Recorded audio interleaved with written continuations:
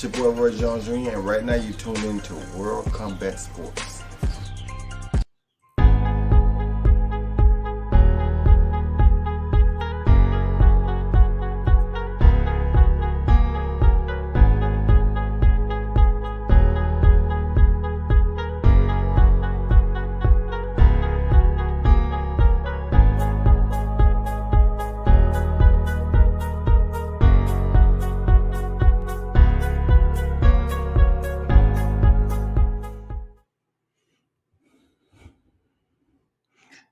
Hello, everyone. Thanks for tuning in once again. You're listening to World Combat Sports.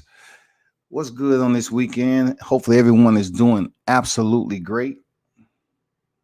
Of course, it's fight night later on. But, I had to address the fans and give a salute this morning to the ones who supporting WCS as always. Appreciate the regulars, the day ones, those who've been supporting the channel. Pass the word. Share the content, tell them to subscribe to the channel, and we're going to keep it boxing, MMA, grappling, whatever you want to talk about. But today, you read the title, Deontay Wilder Crucified, but Lomachenko and Usyk allegations, naysayers are quiet. I'm just hoping all the ones that I know should be talking about this tunes in. You know what I'm saying? Because it is a huge problem right now with the color divide in the sport of boxing. And that's not just in the sport of boxing as competition. We're talking about in the sport of boxing and out the sport of boxing when it comes to the fans themselves, how they perceive this sport. You know what I'm saying? It's a lot that goes on in an unregulated sport. Just like to a point, social media is not regulated. It allows you to do a lot of shit. You know what I'm saying? And you can manipulate stuff and you can pretty much, so-called have a broader stance on freedom of speech. But the color divide in recent days when it comes to Alexander Usyk and Lomachenko, the Ukrainian boxing stars, Vice, the WBC former heavyweight king Deontay Wilder, US of A footprint. I'm gonna be honest with you. I see and I identify a divide as usual because come hell and high water, February 22nd, Deontay Wilder chose to just go into seclusion, not hide, go into seclusion, spend time with the fam and all that, right? Just chill. You know what I'm saying? Didn't talk to the fans or anything. And people up here, tap dancing and shit, saying the same thing over again, that, he was weak. He ain't said shit. He ain't, he's a sore loser. He doesn't have good sportsmanship. He making up all the excuses about the suit. You know what I'm saying? The actions that he took against former trainer Mark Breland. I mean, it was just too much of a list to go through. And then he finally speaks and he gets the same, the same response and retaliation and what I assume. I didn't want to be negative about it, but I know this boxing game all too well. And I knew people was gonna hold him to the damn cross butt naked as if he's the one that motherfucking went up there and tried to damn take the padding out of his gloves. Let's get down to it, man. Vasily Lomachenko fought Teofimo Lopez October 17th this year. Shout out to Mark Nash in the building. Salute to you, man. Y'all be sure to subscribe to his channel, man. Check him out. So, October 17th, Vasily Lomachenko fought Teofimo Lopez, right? And it wasn't, controversy in that fight. It was the fact that one fighter was able to win and the other one was defeated. Just so happened, Lomachenko, who's the top 2 pound for pound, 14-1. His only loss was controversial against Orlando Salido. So goddamn ESPN tried to erase that shit like it never existed. They raised Lomachenko up. They just elevated this man. They exalted him. They wanted everybody to believe he was the next coming of one of the greatest boxers to ever live. Bob Arum was even placing him in the same conversation and language as Muhammad Ali, y'all. He could do no wrong. He was a two-time Olympian, gold standard. When it came to Vasily high-tech Lomachenko leading up to that fight with Teofimo Lopez, everybody had Lomachenko winning. He loses, right?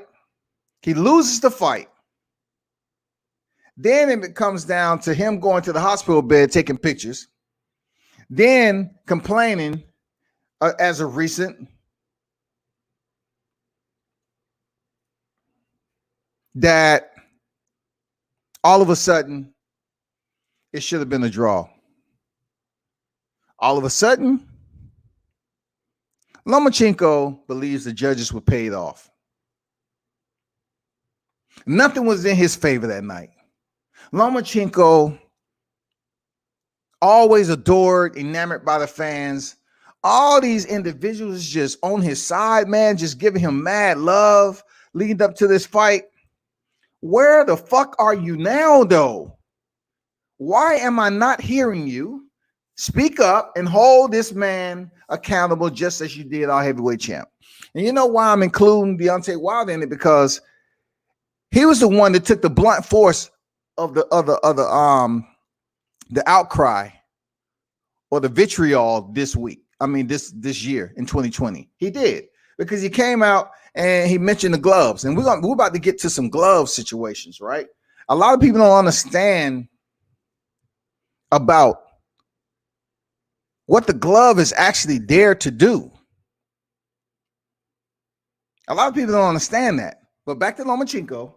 So he says the judge was bribed, possibly paid off, and he felt that the fight should have been a draw. I don't know how all of a sudden, like, you know, your promoter has you in the good graces. You top pound for pound on ESPN lists. They even love to damn erase shit off your record like it never existed. But yet all of a sudden, you're on the back end of the stick. Well, in this case, you're on the front end of the stick to your narrative.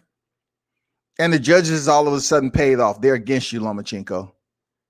You know what I'm saying? They was out to get you. It was conspiracy.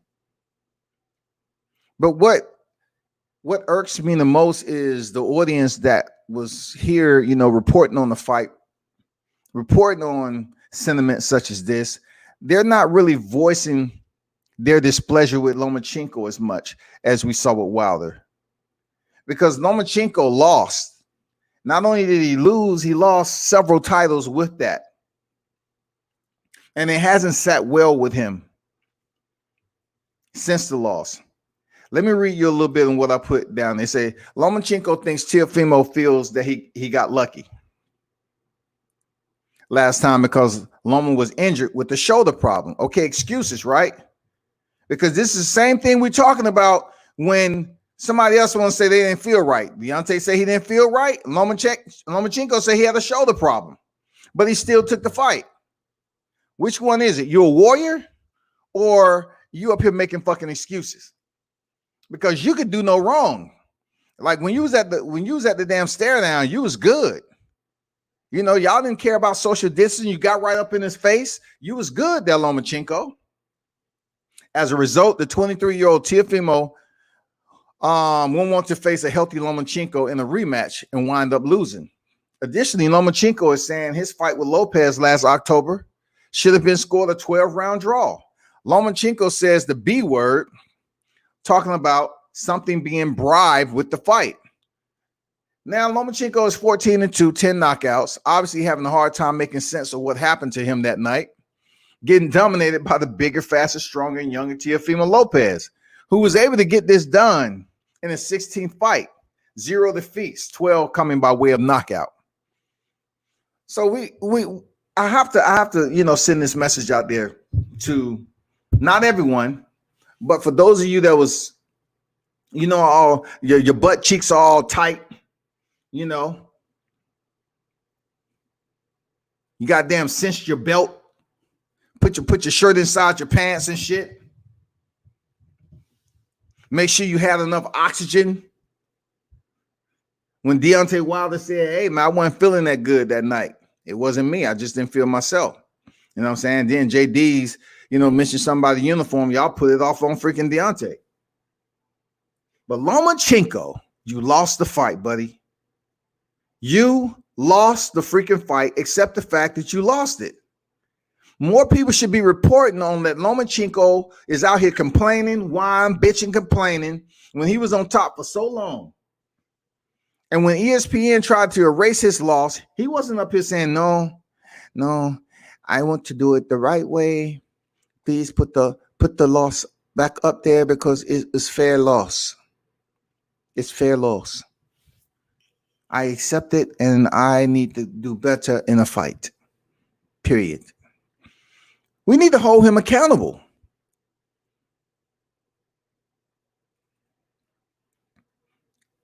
Two-time gold standard Olympian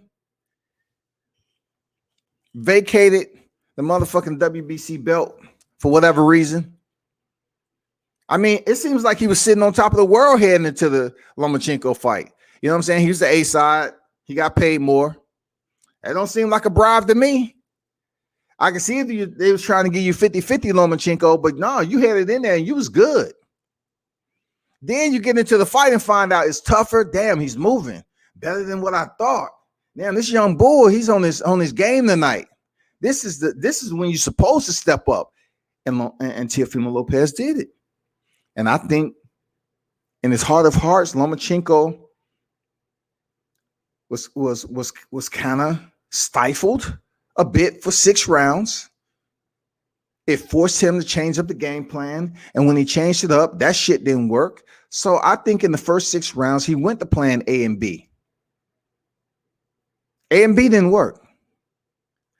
So when it came to the 8th through the 11th round, he was on plan C. And that was just to say, fuck it. You know what? Plan C might have been a little bit of plan A, but not too early in the fight. So he stuck to plan A, which led to B. And then he said, you know what? It's time to goddamn leave it all in the ring. And that's plan C. Let me go at this motherfucker and try to close him out. And he had success. But yet Teofimo said, hell no. I'm not allowing him to close up the damn fight like that on me and seal this victory. I got to close this motherfucker out strong. And that's what he did. But after the fight, forget what the scorecards was. Lomachenko, not too long after, showed a picture from the hospital bed. He wanted to act like his shoulder was fucked up. But were your shoulder fucked up when you was fucking Teofimo Lopez up in the 8th through the 11th round? You know what I'm saying? That's a rhetorical question. Like, what's your shoulder hurting there, Lomachenko? What's the fix in? I'm just trying to gather how all of a sudden these neighboring fighters cannot accept the mistake that their team continuously make when they decide to bring them into the professional ranks. They want to bring them over here so perfect. They wanted to bring Lomachenko over here so perfect to the point where he had a promised title fight before he was even a professional boxer. Who can say that?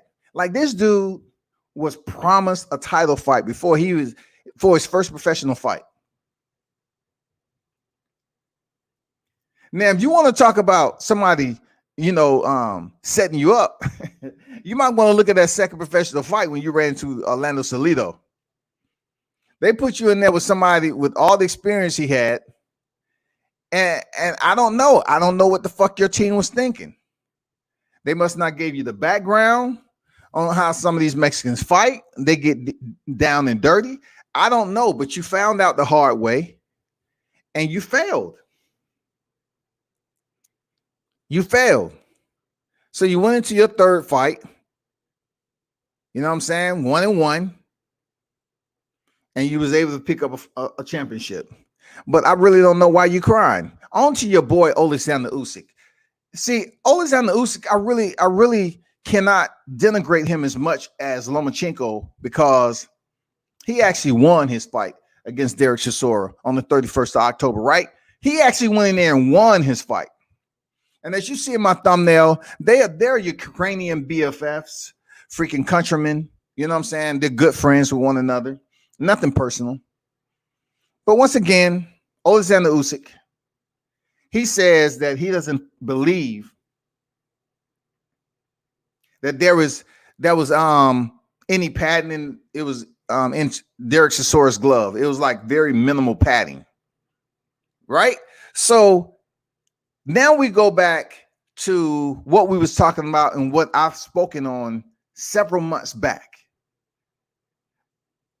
I've tried to explain to people about the glove issue. Some commissions do their job, and some commissions stand in the position and look like they're doing their job. People need to understand when they want to hold Deontay Wilder accountable. Oh, Nevada Athletic State Commission, they was there. There's no way that you can get past anything. Yes, you can. You can. It's proved. Because Gervonta Davis came out with Leo Santa Cruz with different type of gloves on, without any team member of Leo Santa Cruz there. All right. So for Alexander Usyk, you have two pairs of gloves that's approved. So allegedly, the Everlast MX type glove, which has, you know, this horsehair and foam blend to it, it feels like it's hardly any padding in it. So what happened was that wasn't the glove that was approved initially. But when it comes to Eddie Hearns, and when I say Eddie Hearns is a snake in the grass, you know, people's like, no, he's a good guy. I love Eddie. But Eddie was like, the complaint was presented to him about the gloves. And he say, you know what? You could have worn the gloves if you wanted. You know what I'm saying? You could have worn the gloves. And not only that, people, you remember my interview with Roy Jones, how I asked him, I said, was the arena everything you thought it would be? And he immediately said, no, the ring was small, real small. And all he could think about is being in there with an animal like Mike Tyson. You know what I'm saying? Well, guess what? The ring over there with Derek Chisora and Alexander Usyk was smaller than originally agreed upon. Who does that benefit in this particular fight between a kind of brawler like Derek Chisora and a boxer like Alexander Usyk? It would have benefited Chisora, right?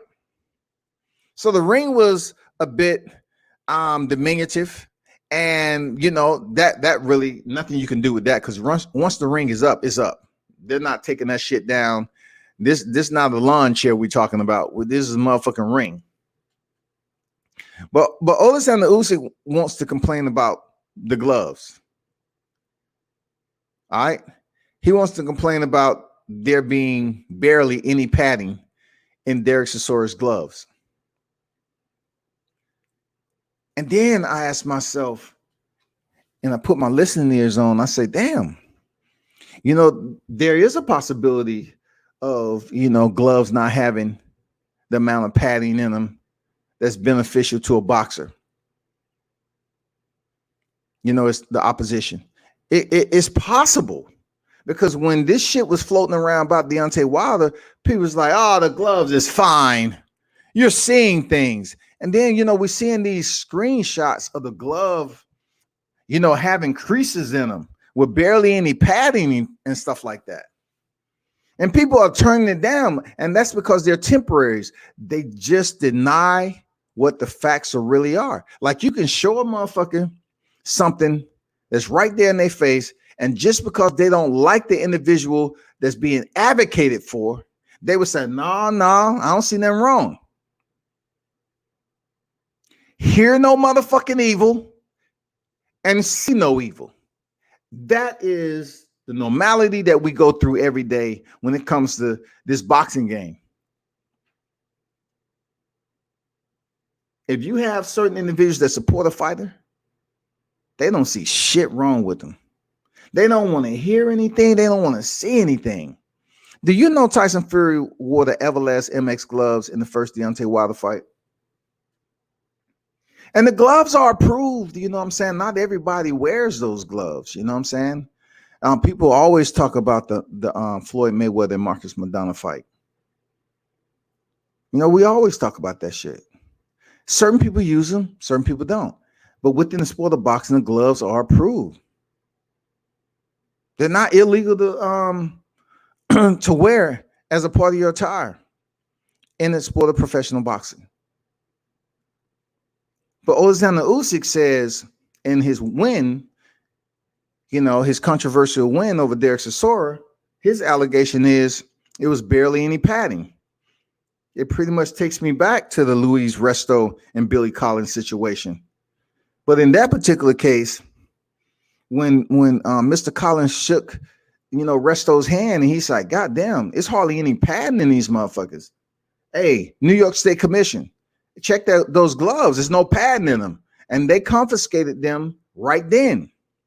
The gloves was confiscated right then. Investigation. And then the ruling was handed down easily. They did 2.5 years in prison, man. So I'm saying Alexander Usyk wasn't, what's the word I want to use? He wasn't assiduous enough to have his team, you know, confiscate the gloves. I had the commission confiscate the gloves for further investigation to see if something was truly wrong with the gloves. Then he would have had, you know, pretty much the evidence that he needed if it came back any way, shape, or form to have any culpability to what his accusation is actually speaking about as far as the patent. He would have had pretty much some evidence to be presented, and they would have said, you know what, either the gloves didn't have enough padding or these gloves were approved as a second pair, but they weren't supposed to be worn as the primary pair. Because in my understanding, Derek Chisora did not come out with the approved pair of gloves that they spoke on. Now, why is this so important right now, people? Because if you take this year 2020, we almost out this bitch. All right. And I salute all of you that's been supporting World Combat Sports. But I want us all to be educated, include myself. Let's understand there is and will always be a problem with cheating in the sport of boxing. What's going on, TJ Sports? What's good? Andrew Charles in the building. Salute WCS. Michael Lewis. What's good? Appreciate everyone that's in the building. Thanks for hitting that like button. As we close out 2020, we have to understand one thing. There will always be cheating in boxing. Always. There's no ifs, ands, or buts about it. Man, it will always be cheating in boxing. Always. We need to take in consideration about the gloves. Now you're asking yourself, like, okay, the gloves is the primary attire that the fighters wear on their hand, with their hands being wrapped beneath the gloves, internal to the gloves, right? Before they actually insert their hand into the glove to compete. And then, you know, the commission has to take a look at the wraps. And then once your glove is actually on, you have to have it signed off. That is pretty much the format on how it goes down, right? But listen, y'all, the glove is there to protect the fighter's hand. That's what the glove is there to do. Once again, I repeat, gloves are utilized to protect the fighter's hands. Could you imagine in boxing if you have two, let's just say heavyweights. You had two heavyweights. Let's just say one Deontay Wilder and the other one Anthony Joshua. Okay, because I'm still hoping that fight happened. But anyway, could you imagine them coming in there with just hand wraps on? Just hand wraps. And they're scheduled for a 12-round fight. Do you actually believe that motherfucking fight will make it past 3. I mean, the glove is there to protect the hands of the fighter, but it will fuck up the opposition. How long the opposition is fucked up depends on the hand of the individual who's delegating authority. Some fighters are blessed with solid hands and robust bone structure where they can land hard shots on their opponent. And others have fragile hands. They have to make sure their hands are wrapped properly. You know, they have to outside of the ring, they have to get treatment. It's well documented that Floyd Mayweather, over a period of time, he had to get his hands treated. It's out there. It's nothing that's fabricated about it. It's no farce, nothing. That is real life truth. So people are pretty much confused when it comes to the gloves. Like you hear people complain about it, and you say, I thought it was to protect the hand of the fighter. So if the fighter come out there with less padding, isn't he gonna fuck his hands up? Yes. It's a huge possibility that fighter fuck his hands up. Okay, to the opposition. Is it a possibility he'll fuck the opposition up? Yes. Yes, it's a two-way streak here. Okay, the fighter who's wearing the glove with less padding can fuck his hands up. And also, the fighter that he's in the ring with can get fucked up. All from the lack of padding in the gloves. He can face a cut, a broken jaw, get knocked out, whatever the case may be. It can happen both ways. It is a strange dynamic, isn't it? It's a very strange dynamic when you think about it. Like people complain about gloves in the case of Luis Resto because he really fucked up Billy Collins. Like he really gave some damage. But look, it wasn't just from the padding though. The man's cornea was scratched, all because they put holes in the middle of the glove and the glove scratched the man's eyes. You know how rough boxing gets. They went above and beyond to alter the gloves, and it worked out. Unfortunately for Billy Collins, at 11-0, it ruined his career. And ultimately, his life. But not every fighter can go in there with a little bit of padding on in their gloves. Just say they altered the padding. And they're in a hard fight, and they landed some hard freaking shots. And they can't get them out of there. Now their hand is hurting, and they have to ease back a little bit. So the fighter, their opposition, he has the right gloves, and he's starting to gain that momentum. And you're like, damn, I thought this shit was going to work, and it's not. Because now you fucked up your hand, your knuckles might be broke, and you really have to like limit yourself from 2 hands to 1 hand. So it's a two-way streak when it comes down to it, but we really can't say, damn, it's definitive that this shit will happen every time you get a fighter in there and his gloves have less padding. Like the Everlast MX, man, there's so much to be said about that. And a lot of people, I don't know if you know this, those of you that's tuned in, but peep this out. For the Tyson Fury and Deontay Wilder fight, WBC,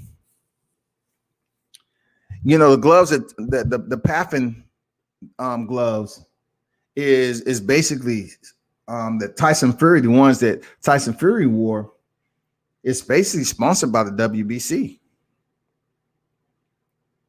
You know what I'm saying? WBC is catered to the Mexican partnership. So it's a lot that will always be a little bit shaky with the glove situation. It will always be that way. Perfect example. Then we just have Oscar Rivas, Dillian White, with another glove situation. And then I'm up here talking about it and people act like I'm speaking Swahili.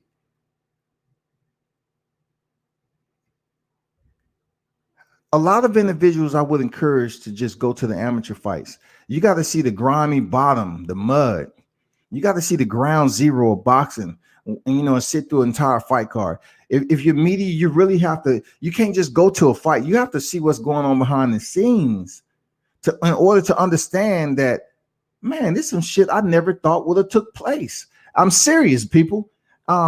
It's a lot that you learn from going to these regional cards that goes on in the sport of boxing. And back to my original.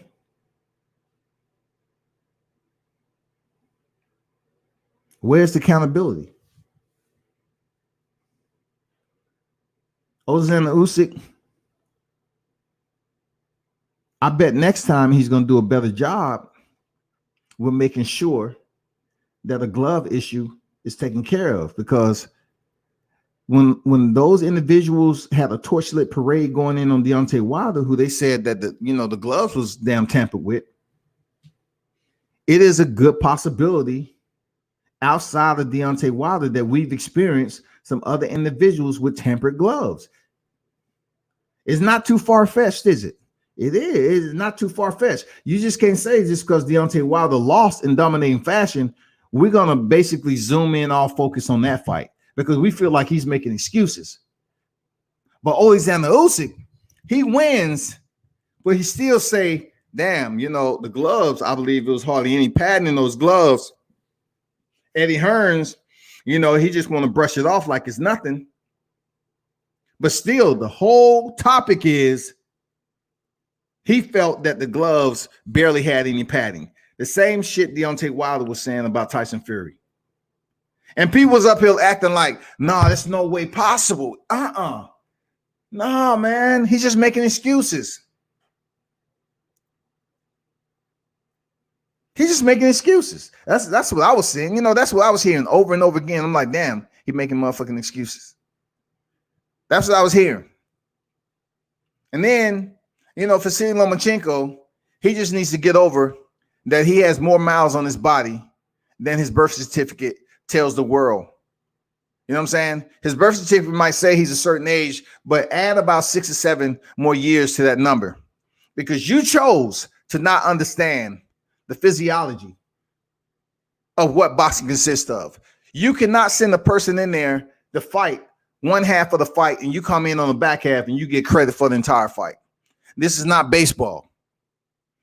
So therefore, somebody needs to help Vasily Lomachenko understand that when he's supposed to be shining right now, he isn't.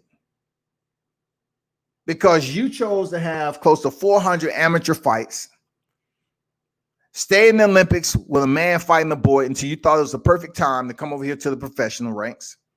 Now you're at a point where you should be shining and dominating. Like, this would be a good time for you to be dominating in the lightweight division because it is a hot division. But you're not. You failed. You failed.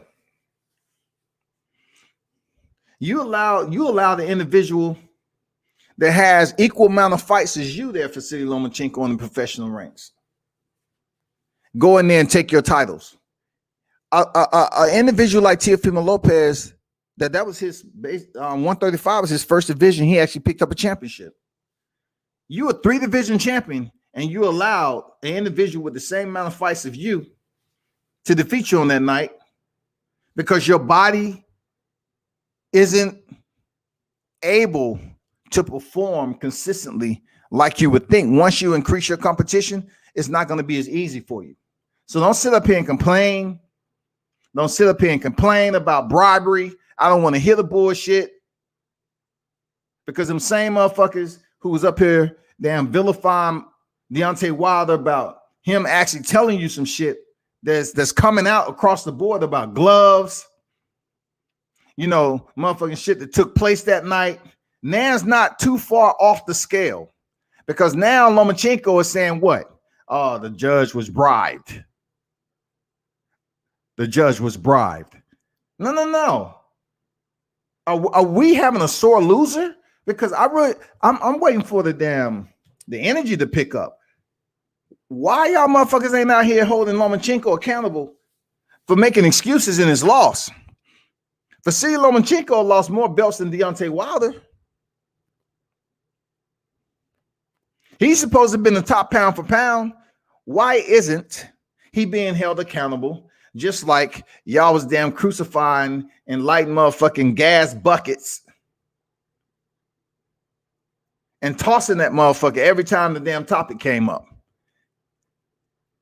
He said, look, Lomachenko took it a step forward.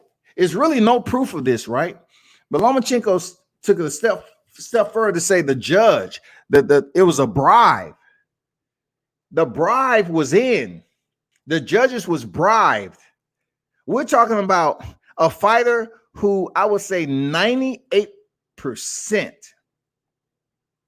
98, I believe, of most of the commentators, when they was giving their analytics leading up to this fight and their predictions, they were going for Vasily Lomachenko. He was defeated. And then now it comes down to, well, the judges was bribed. The fight should have been a draw.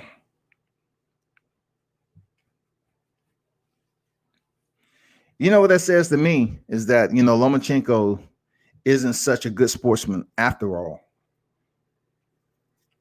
The fact that he took the franchise belt for whatever reason, okay, cool. That doesn't seem like you was on the back end of being blackballed from boxing. So now you get the fight with Teofimo Lopez, where there's no rematch in the contract, right? I mean, you agreed to that for whatever reason. Lomachenko agreed to it, so therefore, it's confidence there. It's confidence. Vasily Lomachenko got confidence that he's gonna step in the square and get this motherfucking victory. And I don't need no rematch clause.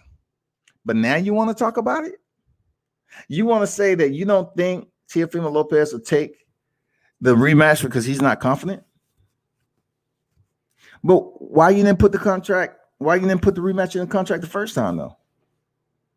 Why are you in here talking about motherfucking bribery instead of just accepting your loss? Make sure your shoulder heal up and come back.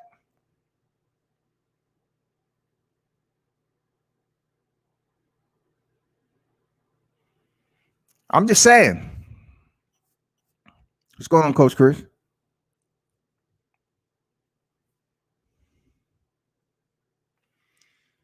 So I'm looking at it like this.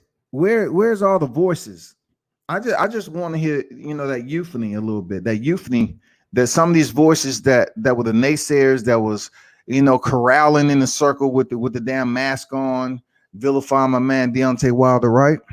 Vilifying, everything about what he was saying. Now we have had Oscar Rivas, Dillian White, glove situation.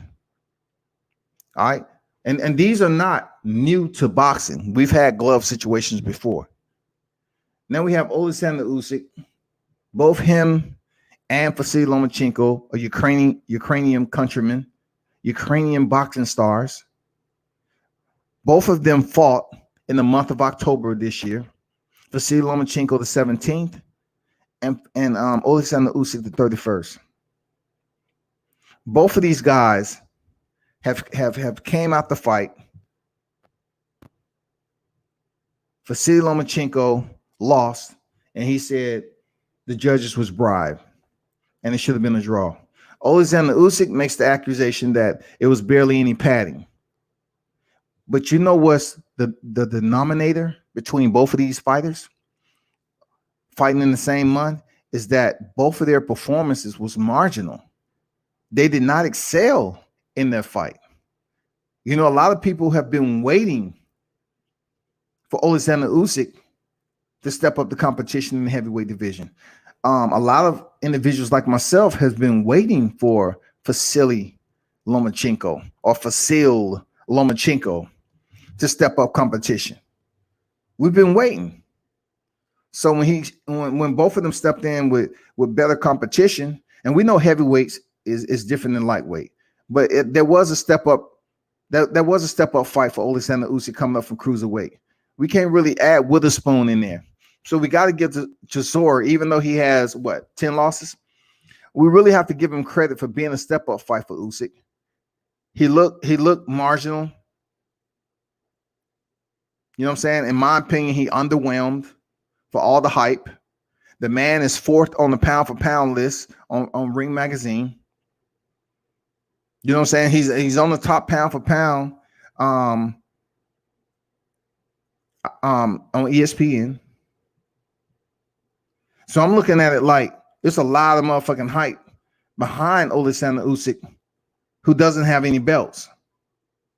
But he looked average, if that. And this is the guy they're trying to build up for the mandatory for the WBO. So he won the WBO Intercontinental title that day. And now he's coming out talking about gloves. But no one's really saying, okay, well, you look like shit. You didn't perform that well. What the gloves have to do with it? Next time, you just make sure you pay attention to detail and make sure the gloves are what they're supposed to be. For his countryman, Vasyl Lomachenko, seriously, he just need to shut up.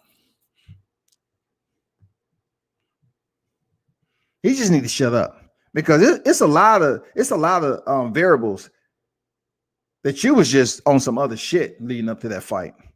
Like I said, no rematch clause.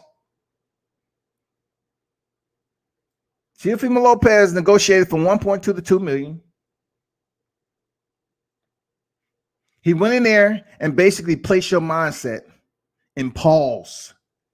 You know what I'm saying? And you wasn't able to do too much until the 8th round to the 11th. But yet, the fight should have been a draw because you truly felt like you can close out the fight. Not to mention that you're saying your shoulder was fucked up, but yet you had damn good success from the 8th through 11th round. You absolutely did. You shine. And a lot of people that was going for Lomachenko was like jumping up and down. Yeah, here we go. We told you. I'm going to get my money. Yeah, I'm going to get my money. Oh, shit. 12th round coming around. Oh, Teofimo coming back. Oh, fuck. Damn. Lomachenko's shoulder might be hurting right now because he was doing good in the 8th through 11. It might be his shoulder. Look where he's throwing that punch right there. I just don't see it. It's not with the same speed and sharpness. Nah, it's not. They don't have the same power. The zing is different. Let's start making up fucking excuses. And this is what I'm saying. If you're going to vilify Deontay Wilder because it's easier for you to dislike the man, well, you need to hold these Alexander Usyk and Vasyl Lomachenko. You need to hold these neighboring fighters accountable for making fucking excuses too. Alexander Usyk will probably be a heavyweight champion because of whatever reason. Because like I said before, I said damn Anthony Joshua was overrated. But it's not to say that he doesn't have a plan with the belts. He has a plan to do what the fuck he wants, whatever he tried to do or whatever. You know, it gets very complex talking about him. But Alexander Usyk may indeed become a damn world champion, WBO world champion. It's not going to be the way you think, but he may indeed become WBO world champion someday. And then for Vasyl Lomachenko, whenever he chooses to come back from his shoulder issue, I don't think Teofimo should give him a freaking rematch because he should have put that in the contract. I'm talking about speaking specifically for these two fighters. You had every opportunity just to put it in the contract. So you could have got a 2-for-1. Sign him up on contract. You know you got a rematch. Let your shoulder heal, and now you're putting Teofimo on ice till you come back, or he gets to fight somebody else, like he's going over to Australia, fight Cambosis, and then he come back and fight you. I don't know how that would have worked, but at least you have an anchor there to return. But you said, fuck it. No, I don't need no rematch. I'm gonna watch this dude. I'm gonna go ahead and get this motherfucker done. I'm move on about my life. But it didn't go down that way, and you lost. And therefore, now you're making fucking excuses that saying that the judges was bribed. I don't appreciate that.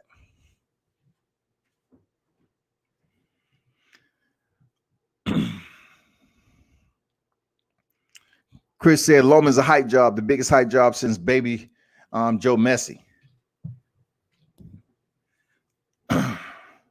Listen, it's funny you say that, their coach, because all the Facebook groups I was kicked out of. I was saying Vasily Lomachenko was a hype job a while ago. I didn't use the terminology hype job. I'll take that back. I said overrated. That's what I use. I use overrated, and I was basing that off the competition that he had currently contended with.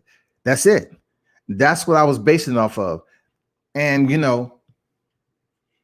they were saying, "Oh, you're just a black guy who's hating. You're black media that's hating." I mean, you need to do more research, but it's finally coming out that Vasily Lomachenko, once he stepped up his competition, Teofimo Lopez, 15 fights, 0 defeats. Lomachenko 14-1. You know what I'm saying? You went in there with someone who had equal professional fights as yourself, and you failed at getting it done. So now what? Now what? He's going out here talking about the judges was bribed. And that brings a real, dark cloud over boxing. But once again, people, I want you to understand one thing. Boxing will always be beneath the cloud. When you're talking about an unregulated sport, it will always be beneath the cloud. It's always darkness associated in boxing. Always. Remember that. Don't ever believe that you are part of a sport that has morals and principles. If that was the case, it would be prerequisites for fighters to lace up to begin with. But boxing allows an individual who is just being released from prison to be able to train, get a license, and start up a career in combat sports. You could have been a felon. You could have a college degree. You could have murdered somebody back in the day, did your time, and got out. Boxing will allow you to compete. You need to understand that you're not dealing with a Christianity sport. You're not dealing with a religious entity here. This is the hurt business. This is a sport that's been around for quite some time. And a lot that goes along with this damn montage of boxing is very deceptive. It can be deleterious in a lot of avenues because fighters take different paths to the top. And some fighters get put on the shelf because they don't have individuals there to read contracts. Some fighters are in with the wrong individuals. Their records are fucked up from the beginning. So then once a blooming star, they decide to be a journeyman. They say, fuck it. I got 10 losses right now to 3 wins. I'm just gonna do it for a check. So now they become a journeyman.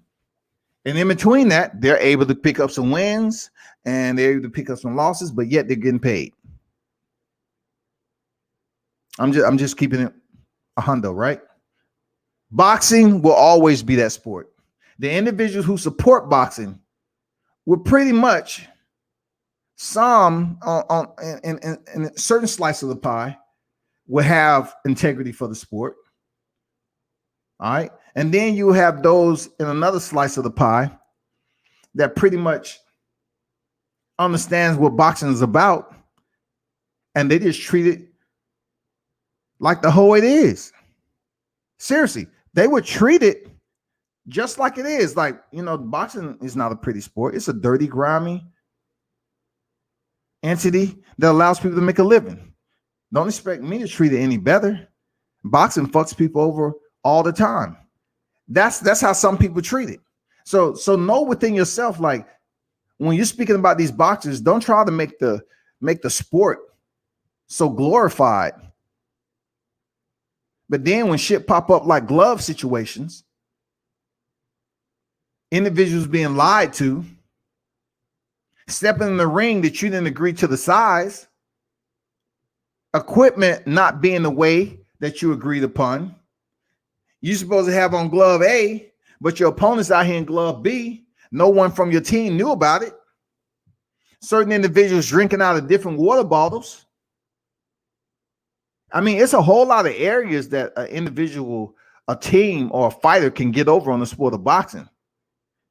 But you just need to understand, don't get caught. It's all about not getting caught at the end of the day. And for anyone who's competed in the sport of boxing, now training in the sport, they should know all the damn ins and outs and how to get over on the sport. So don't think a glove situation is impossible. It's not impossible. It's very possible for gloves to be tampered with. It's very, very possible.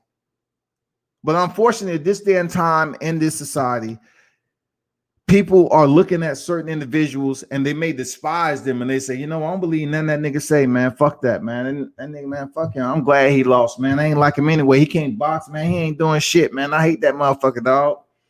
But we're talking about the gloves, though. Man, fuck that. He lying, dog. Fuck all that, man. He lying. He just making up excuse because he lost. He got his ass beat. Okay, he lost, but do you think he has a valid point about the gloves, being that we've had this situation surface several times before in the sport?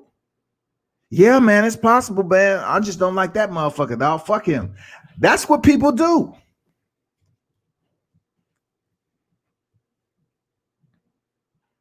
That's what we do. That's what we do, people.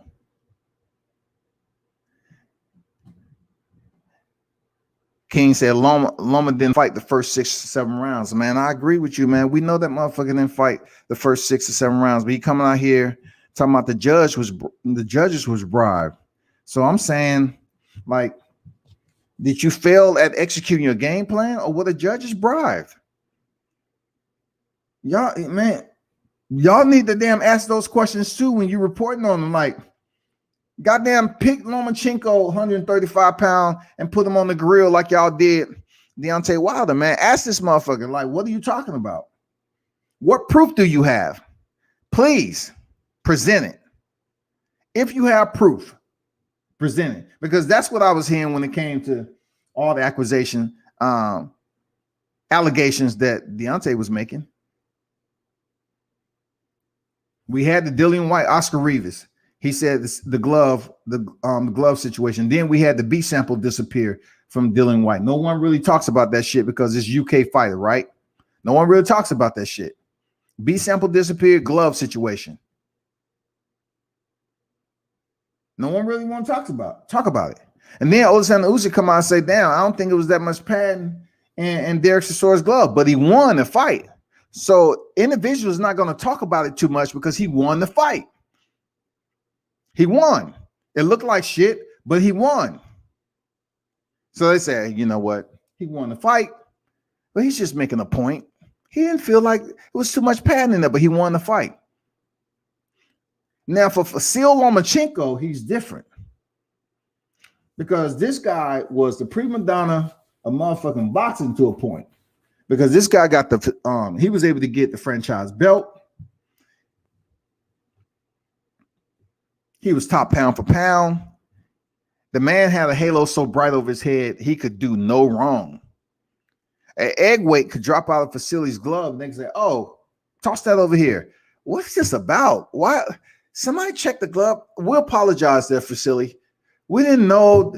They didn't do their job. We need to make sure we do a better job next time, okay? Continue to fight. You know what I'm saying? I mean, come on, man.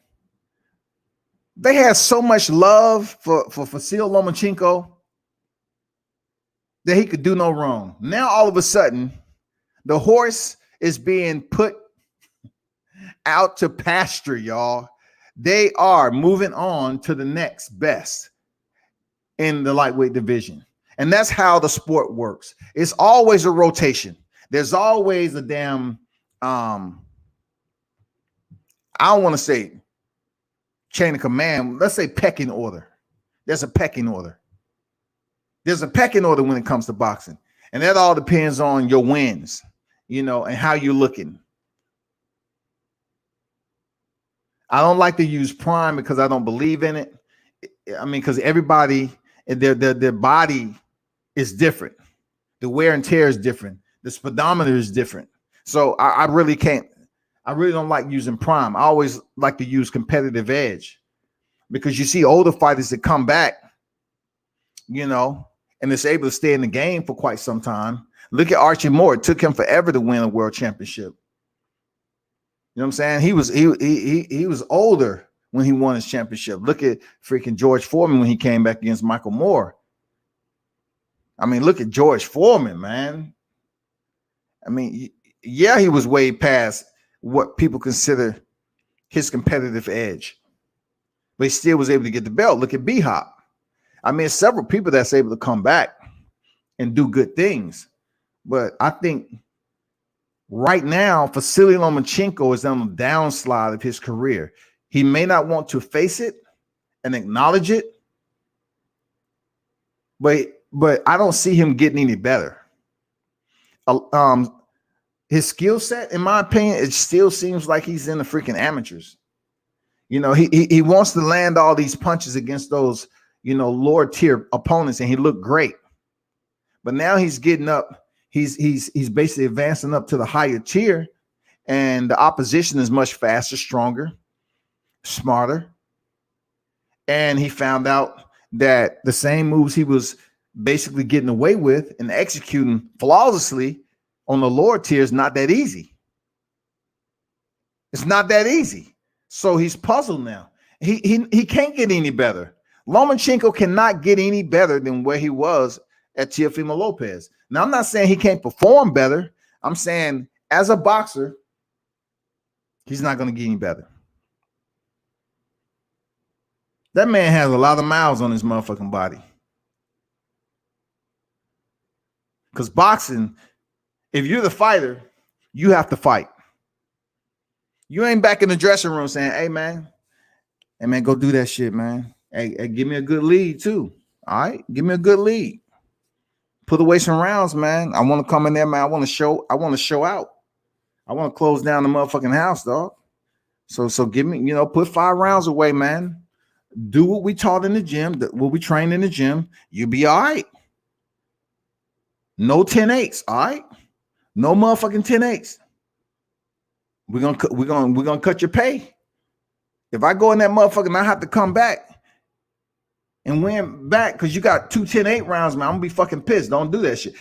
Boxing don't work that way, dog. It's no pinch hitters in the sport of boxing. There's no pinch boxers. There's no substitutes. You got to split the ropes and go in there and get this shit popping. And y'all need to speak up in that whole Vasily Lomachenko for his excuses and him talking all this shit. I'm just saying, y'all need to do this shit. Now I want to talk about another topic. I want to talk about Errol Spence. I want to talk about Terrence Crawford, y'all. I want to talk about the whole entire scheme of maneuver that's going on right now with certain areas. This is basically off, you know, my topic. I covered what I covered with that. But what I want to happen with the welterweight division in 21, first of all, it would be great to know who is fighting who in 21 when it comes to the welterweight division. It would be great to know that. I listen to the other channels and this shit, look, when it comes to this boxing shit, motherfuckers take shit personal. Just because I say, man, I might disagree with another boxing channel that's basically supporting Errol Spence and not fucking with Bud. All right. So I'm like, I guess me being a military person, like it's a lot of people you had to tell them to their face that they was performing below standard, but yet that doesn't mean you hated them. You just was saying, hey, in order for us to be a close-knit unit, you need to step it up. You need to be better. You're the weakest link. The chain is stronger. Only strong as weakest link, right? That's my mentality when it comes to this boxing shit. But it's not like that. But anyway, you have a lot of people that's going out here for Errol Spence. You have a lot of people that's saying that he should step up and fight Canelo Alvarez, and he'll whoop Canelo Alvarez, and he'll do this, he'll do that. And I'm like, damn, here we go. I can't knock my people for supporting. Look, I don't ever knock my people for supporting any fighter. But when it comes to them to separate between two black fighters, then it's an issue. Errol Spence is one of those fighters that people have said, you know what, I'm going to support Errol Spence more than I support Terrence Crawford. They have made that decision. But I'm telling you, the damn load that you're placing on Errol Spence is going to get this dude knocked out. People somehow, some way believe that Errol Spence cannot lose ever. I know some people up here thinking that Errol Spence is going to be Andre Ward. He's going to be able to retire undefeated and then get first ballot Hall of Fame. I mean, shout out to SOG. Even though I don't think you should be in the hall just yet, I'm being honest. There's no way you should be in the hall before my man James lights out. Let's keep it 100. Some people are giving Errol Spence that stamp. But my point of entry has everything to do with who in the hell is going to fight first in 21. Because Bob Arum always makes it clear that Manny Pacquiao has a set ticket. You know what I'm saying? He's going to get his money. You're going to have to pay the fight with Manny Pacquiao. So right now in the welterweight division, they know that. And of course, Errol Spence and Terrence Crawford trying to get that fight. He has the WBA title. I told you that already. I mean, that's simple. But what we want to know is who's going to fight who. So when I listen to these channels, some of them, and I respect them for whatever, you know, I respect them. But this is what I'm trying to figure out. Triple G just fought last night. His manager, I'm gonna say mandatory, just like the UK, mandatory. Even though it's a mandatory. So he fought his mandatory. He was beating the brakes off the dude, even though Sameta, he was hanging in there. He was trying to fight. He was trying to give a good account of himself. And Triple G, whenever he chose to open up, he opened up and it was over. What I did see from him, he was moving his head and all that. Anyway, he won the fight. So Triple G is all at the post-fight saying, you know, I had the most middleweight title defenses, blah, blah, blah. All right.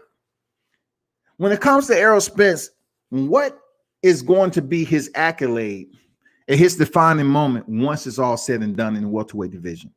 What can we look at? Let me know. Like, believe it or not, Errol Spence is on the backside of his career. He started boxing kind of late, and he's been in the welterweight division for extensive amount of time. But yet I hear the banter going around that somehow, some way, he's going to have 2 to 3 fights and potentially move up to 54. But in between time, there has been talk that him and Canelo Alvarez, 47 to 60. So it's 2 weight divisions. So I'm not going to knock Spence for moving up and fighting, if he wants to fight Canelo Alvarez too. You know, Mikey Garcia moved up and, you know, he lost the freaking Errol Spence, you know, this, that, and the other. Then, you know, you had Gary Russell wanting to move up to 35. People up here criticizing the shit out of him. You know, boxing fans can't make up their fucking mind. But Errol Spence moves up and face Canelo Alvarez. And I'm trying to determine, why is this matchup even being considered when you have Terrence Crawford at 47?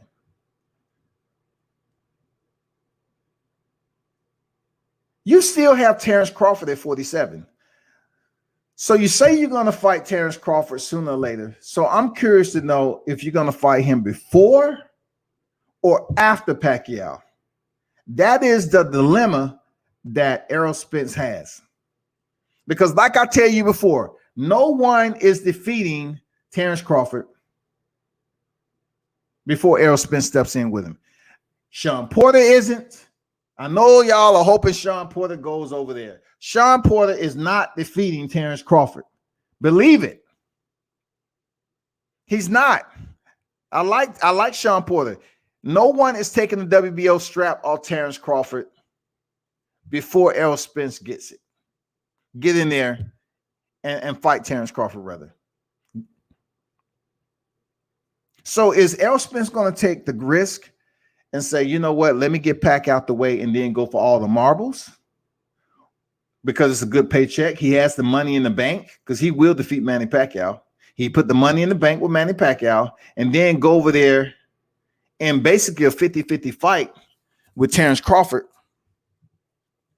to try to go for the undisputed titles. When I say 50-50, I'm speaking more so performance-wise for both fighters, not monetarily just yet. Okay? So he goes over there at the last man standing, mano a mano, undisputed titles for in the welterweight division. In my opinion, people, I think for both fighters, Terrence Crawford and Errol Spence, it would be better for them to fight for the undisputed titles, for all the collective crowns. Manny Pacquiao is 1 foot out the door. We just don't want an easy fight going in here for the undisputed crowns.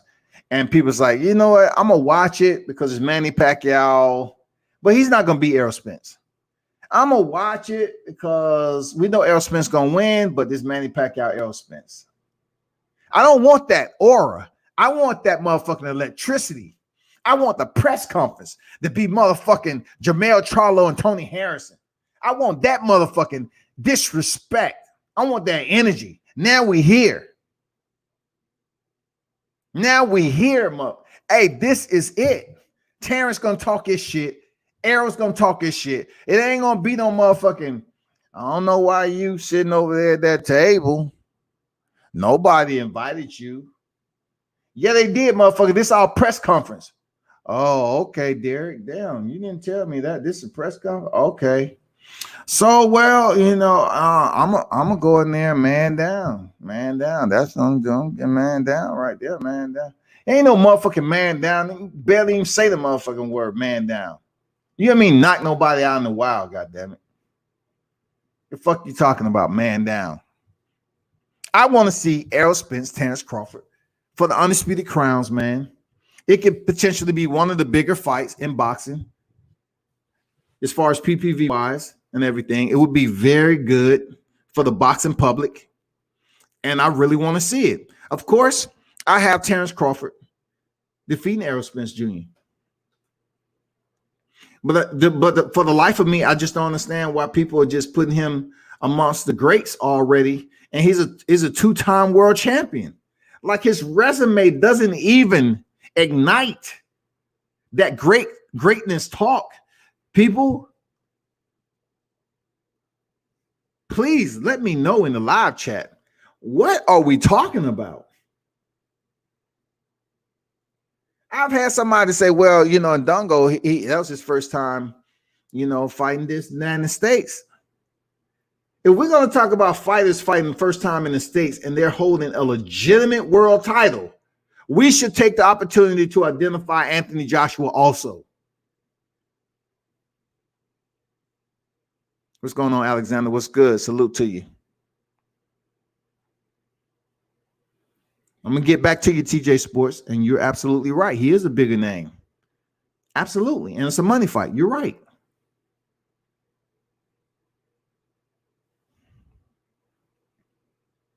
But I want an explanation. It's okay to have Errol Spence as one of your favorite fighters, right? But what has he did?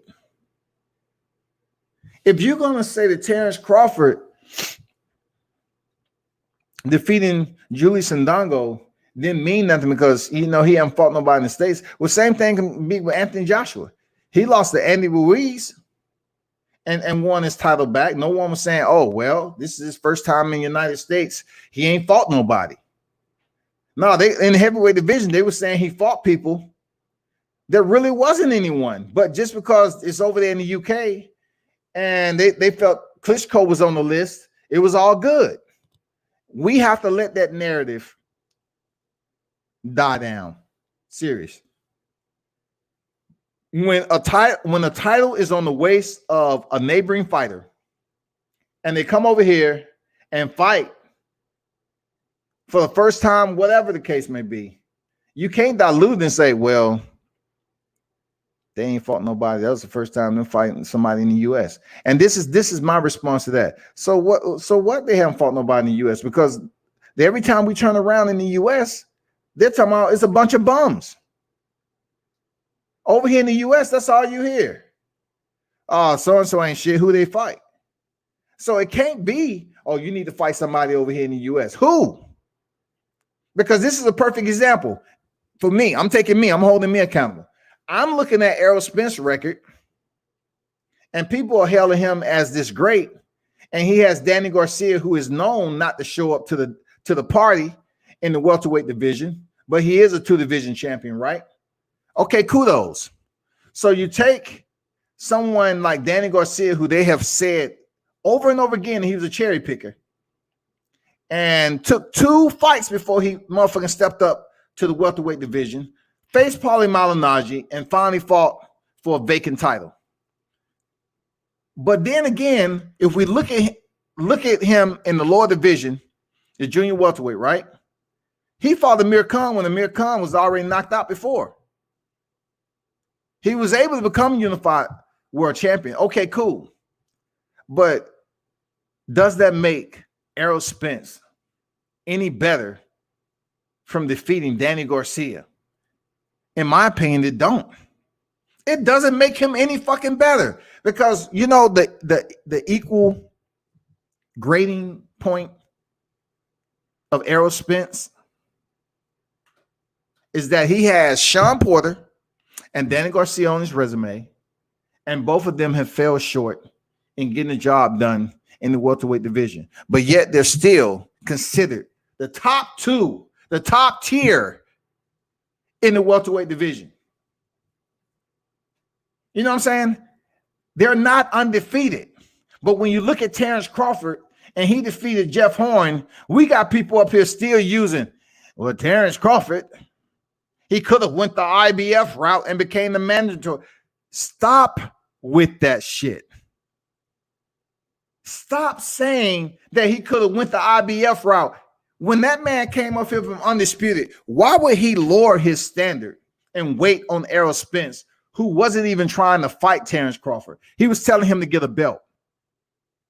And I know people listen in on channels, right? They take your shit and they go up here and regurgitate it on other shit, on other people's damn talking points. But they don't know boxing enough because they never even attended one freaking fight. Why would Terrence Crawford want to wait? So now it brings me back to Sean Porter and Danny Garcia.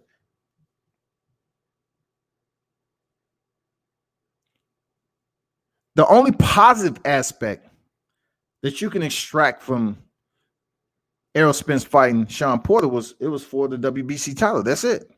But record-wise, he has came up short plenty of times.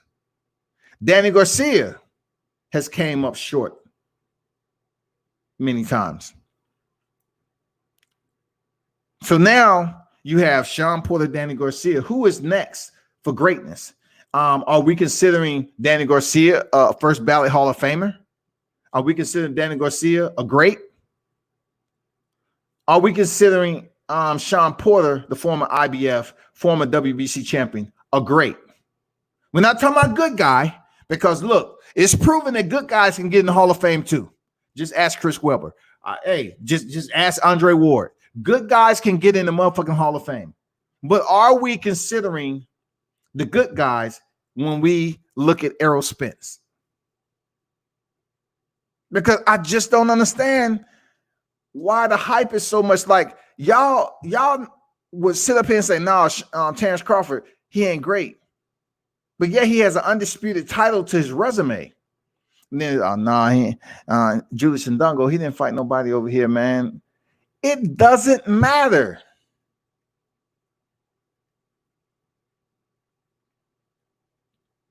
It doesn't matter. Terrence Crawford has more experience than Errol Spence, a better resume, when it comes down to his credentials as a boxer. He's a 3-division champion, just like a lot of multi-division champions in boxing. You're not going to have killers on every division that you fought all the way up to the current for people to say, you know what, so-and-so, he's a 4-division champion. Look at this, for instance. Look at Mikey Garcia when they say he's a 4-division champion. Do they sit up here and say, well, he has some killers? No, he's a 4-division champion. You can't name a list of killers Mikey Garcia fought as a 4-division champion. You know, he has Robert Easter. You know, that's a popular name at 35 who he beat for the IBF title. But look at it. Look at it. What about Vasily Lomachenko? The one name they talk about is what? Come on, give it up. The one name they fought for the talk about for the vacant is Gary Russell Jr.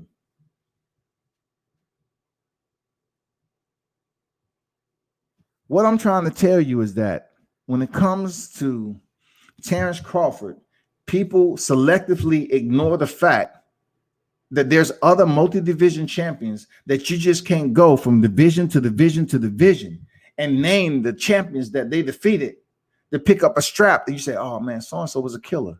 He was a killer. Okay. All right. So-and-so was a killer. All right. Got it. Even with Canelo Alvarez, he goes up and faced Rocky Fielding, the softest touch. People discredit him for that. He moves up to 75. He knocks out Sergey Kovalev. He was old. But Kovalev, multi-time world champion. There will always be a critique. And most of the time, a critique is not constructive when it comes to boxing.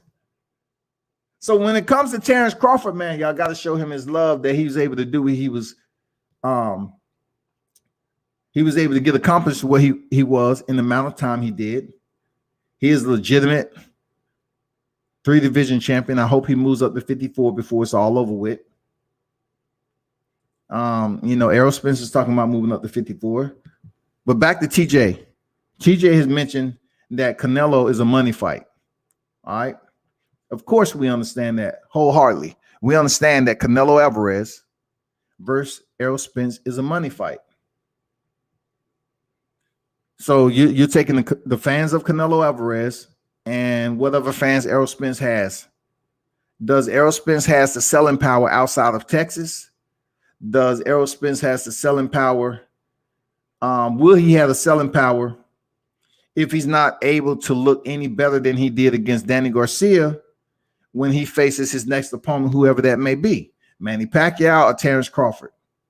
The way he was talking after the last fight with Danny Garcia, he acted like he didn't even want to fight Terrence Crawford. I mean, I just find that so fucking petty. Like, he's saying he don't know why the man was here. He said he don't need me for his legacy. He don't need you for his motherfucking legacy. He doesn't. You need Terrence Crawford on your legacy. You need that 37-0 on your legacy there, Errol. Something ain't clicking right, man. I'm serious. Something ain't fucking clicking right, y'all. Something ain't clicking right, man. John said Mikey Garcia is overrated. Hey, I can't disagree. Look, I can't disagree. But as media, I don't sit up here and just say, you know what, fuck it, you know, so-and-so, this and that. I do periodically, but I try to hold the fighter to a standard they've earned 4 divisions. You know what I'm saying? So I'm like, okay, Mikey Garcia, he earned his 4th division when he got down stepped in there and faced Sergey Lipinets. You know, he couldn't stop him. It was a nice fight. Mikey showed he can box, coming forward and off the back foot. I enjoyed the fight. I ain't gonna lie. You know, especially the way he earned the knockdown in the 7th round. I got to give Mikey his props for being a 4-division champion. Now, like I just said, that it's not too many names that you can extract from Mikey Garcia's divisions and say, you know what, that was a motherfucking killer right there. Hall of Famer for sure. That right there was a goddamn killer. We can't say that. You know what I'm saying? But when it comes down to finally getting to a point where we can understand what the welterweight division is about. Who in the hell is fighting? We basically been blessed with partial gates. We've been blessed with partial gates. But also, you all have to understand something clearly. And this is outside my scope of discussion, because I choose to just, give it the Heisman. But the vaccines, they're supposedly coming out with vaccines.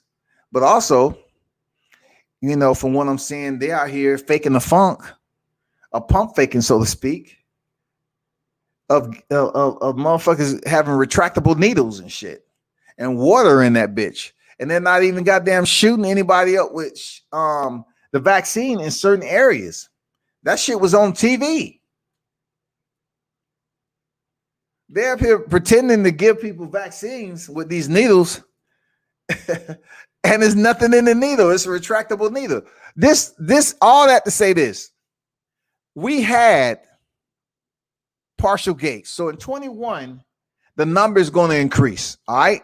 The number will increase to the point where you'll be forced to wear a mask and be inside the venue and somewhat re-enter back into a bit of normalcy when it comes to the boxing arena.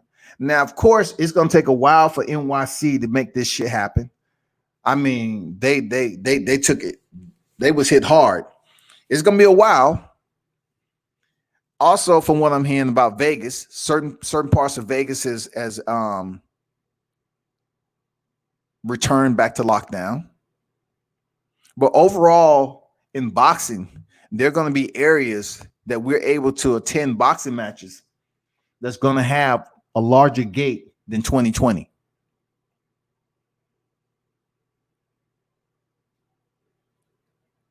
It's just going to happen.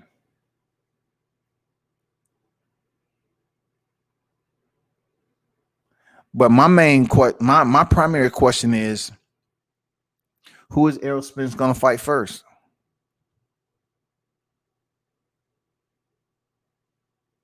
Who is Errol Spence going to fight first? Why don't we know this already so we can plan for the fight?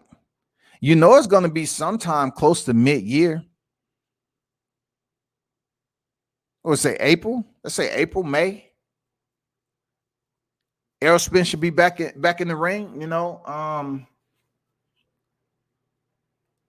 He said he's gonna fight. If he's gonna fight 3 times, well, he should be on deck real soon. When the year on the front part of the year, he should be on deck real soon. If he planned on fighting 3 times, he should be on deck real soon. In the first part of 21, the first quarter of 2021. All right.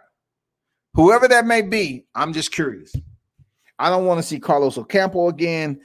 I want to see him do the same thing Teofimo just did. Teofimo motherfucking fought Masayoshi Nakatani, Richard Comey, Vasily Lomachenko. 3 killers in a row. So Danny Garcia, boom. Errol Spence faced Danny Garcia. He's talking about 2 to 3 fights. Who's next? Terrence Crawford or Manny Pacquiao? Those are your 2 killers right there for Errol Spence. Let's see what's popping.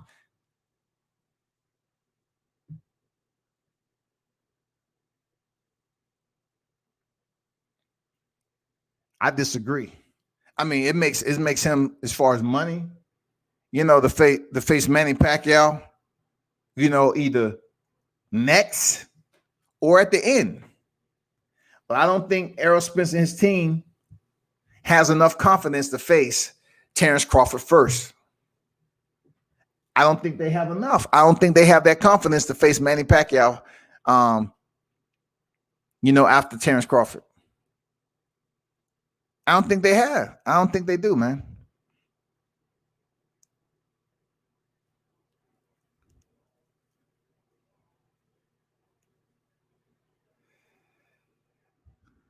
Colin say, sounds to me he will fight Pac-Man first, then Bud, maybe Porter. I'm telling you, Kano, Whenever he fight Bud, he ain't fighting anybody else after that as a champion.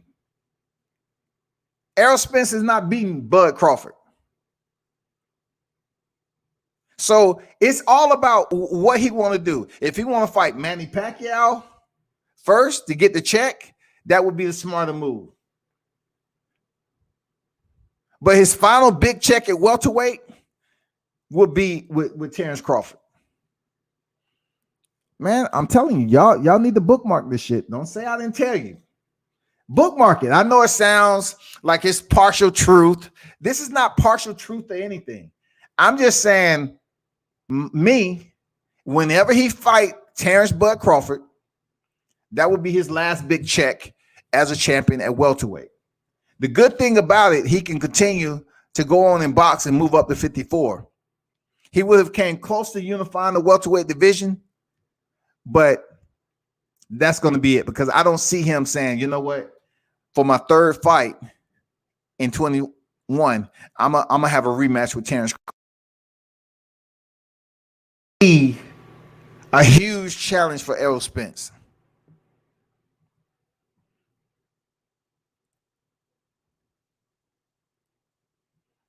I was right about Teofimo Lopez, man. I feel real good about Terrence Crawford. And listen, I just feel right about this fight with Terrence Crawford and Errol Spence. I feel overall Terrence Crawford skill set encapsulate everything he needs to defeat Errol Spence. I don't feel Errol Spence is 100%. But even with him coming off the Sean Porter fight, he still have a tough go at Terrence Crawford, because I see some predictability in Errol Spence and the way he go about his fight. He went the distance with Mikey Garcia pretty much because he stayed the same route. He went in there and dominated Danny Garcia, but come on, that's Danny Garcia we talking about. That's Danny Garcia we talking about. He's going to give you the Garcia treatment. He's not going to give you something too complex. You know what I'm saying? He's not going to give you anything that's overly complex to the point where you're going to be like, I really need to think this over. In between rounds, he's up there asking his trainers, like, well, what should I do with this guy? Danny Garcia, he's just switching it up all the time, man. He's really making it difficult. Danny Garcia is not going to do that for you. So, of course, he came out there with his left eye looking crazy. That's Danny Garcia. But for Terrence Crawford, you're going to get different looks. You're going to get movement. And that's all I'm telling y'all. Only reason I say it makes sense for Pac-Man is that him versus Bud would be for undisputed and much bigger fight. Sometimes you just have to go for legacy. And I think with Terrence Crawford, him being undisputed already, I truly believe for him that it'll be more so, because he's not saying he's moving up to 54. All right. Yeah, he want the big fight. But we can't keep sitting up here giving Errol Spence a pass, talking about, well, since it's the welterweight division, he should fight Pacquiao because Pacquiao's going to bring in the motherfucking dollar bills. Errol Spence and Terrence Crawford is still going to do money also. We're not talking about a huge disparity in PPV buys from Errol Spence, Terrence Crawford, Errol Spence, Manny Pacquiao, because true hardcore boxing fans understand that Manny Pacquiao is old. 42. Hardcore boxing fans understand that Manny Pacquiao is an antiquated legend of the sport, and it's time for him to go and into politics and do what he have to do. We know that. So when that PPV happened, you're not going to have the intrigue blended in with the suspense on who's actually going to win. They know Errol Spence is going to defeat Manny Pacquiao. They know it. So what are we talking about? Boxing, when it comes to boxing.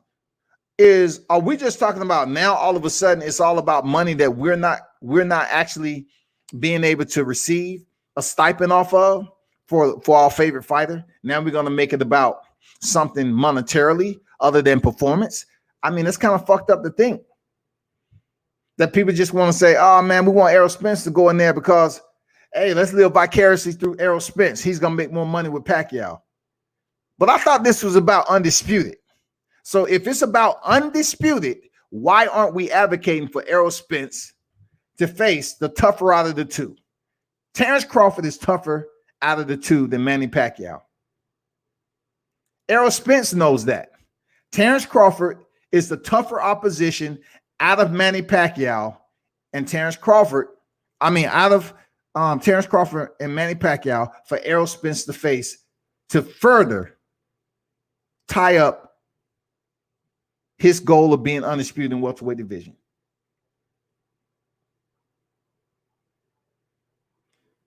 All I hear is excuses. Excuse.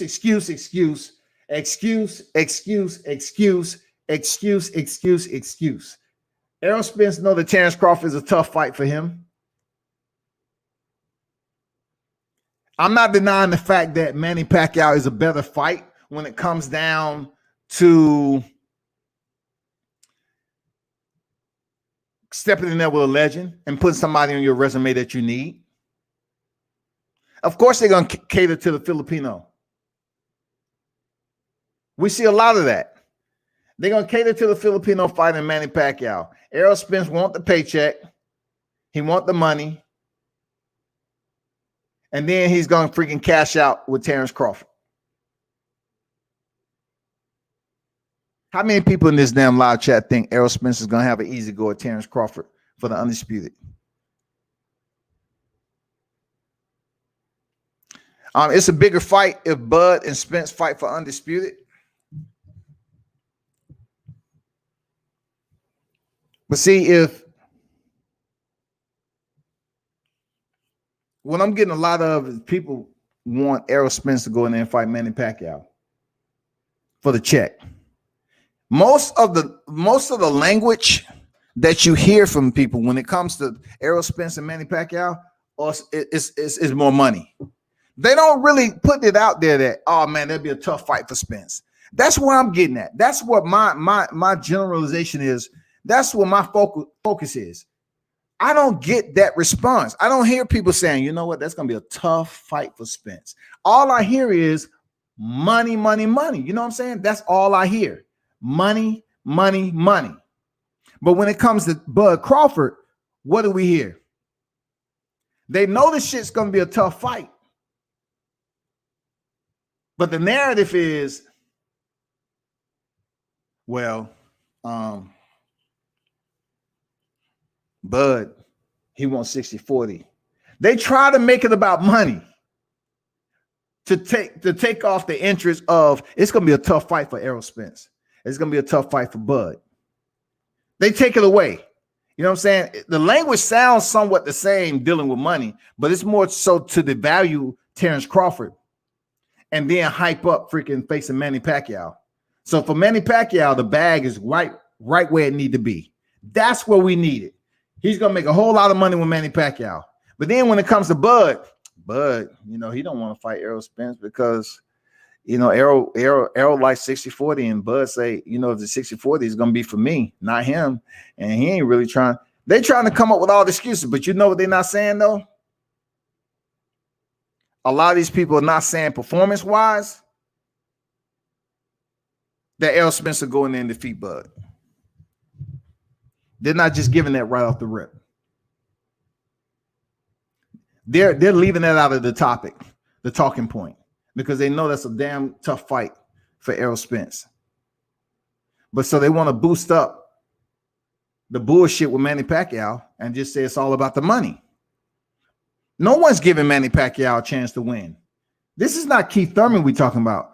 When it comes to Errol Spence and Manny Pacquiao, not too many people are giving him a shot to beat Errol Spence.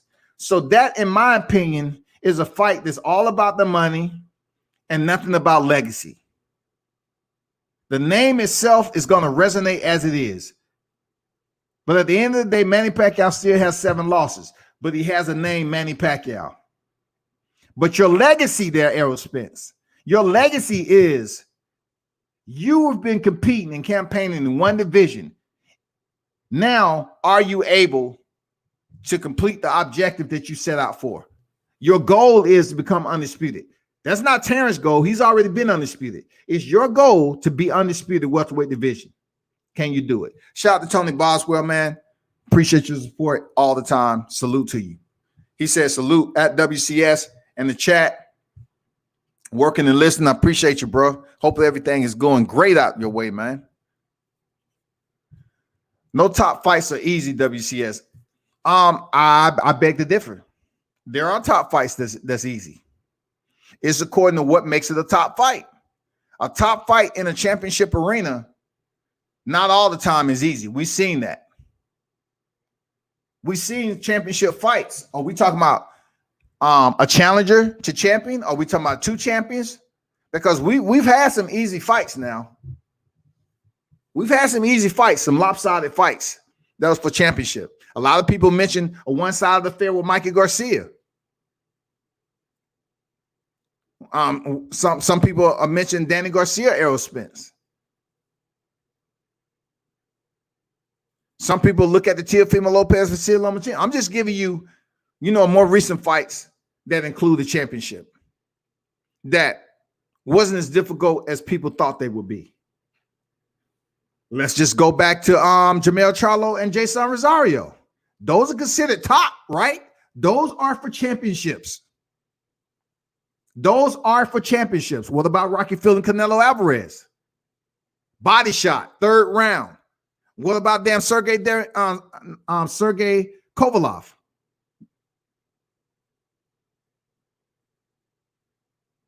There's too many fights out here that's supposed to be top fights that were easy work.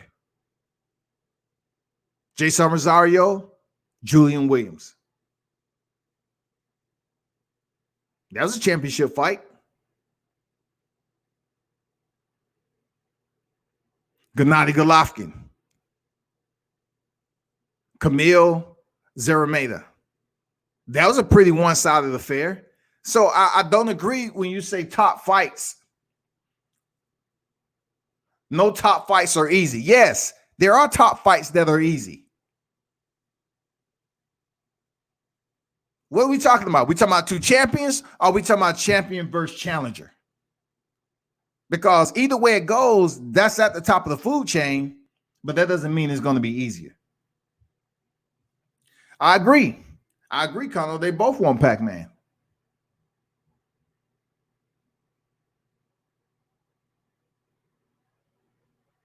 Errol would be Bud's best competition as well.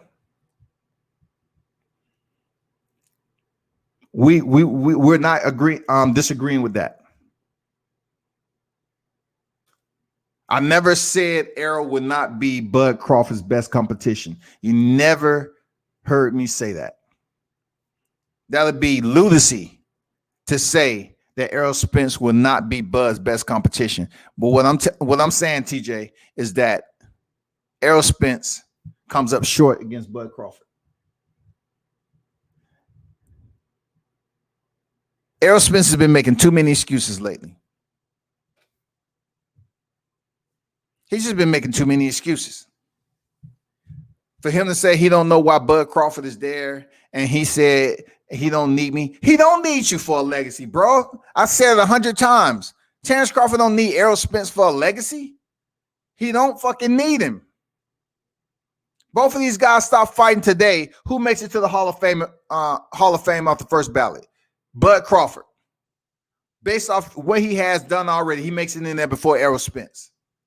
You trying to tell me Errol Spence is a Hall of Famer just off the defeating Kell Brook for IBF title and Sean Porter? Y'all trying to tell me that? Lamont Peterson, Chris Algieri, Mikey Garcia, Carlos Ocampo in between, 1st round stoppage. He makes it to the Hall of Fame just off what he's done right now. So you trying to tell me Errol Spence defeats Manny Pacquiao at 42 years old? That places him over Terrence Crawford because Terrence Crawford doesn't have Manny Pacquiao in his resume? a Manny Pacquiao with 7 losses who's been knocked out before? When does the name expire for greatness? When it comes to a fighter putting it on the resume. When? When does that name expire value? I mean, when does the appraisal diminish? Man, just say Manny Pacquiao stays into the sport at 45 years old. Okay, he has 7 losses. Okay, he loses against Errol Spence. He's 8. He's 8 defeats, right? He goes in there, he loses 2 other times. He got 10 losses. When does it stop?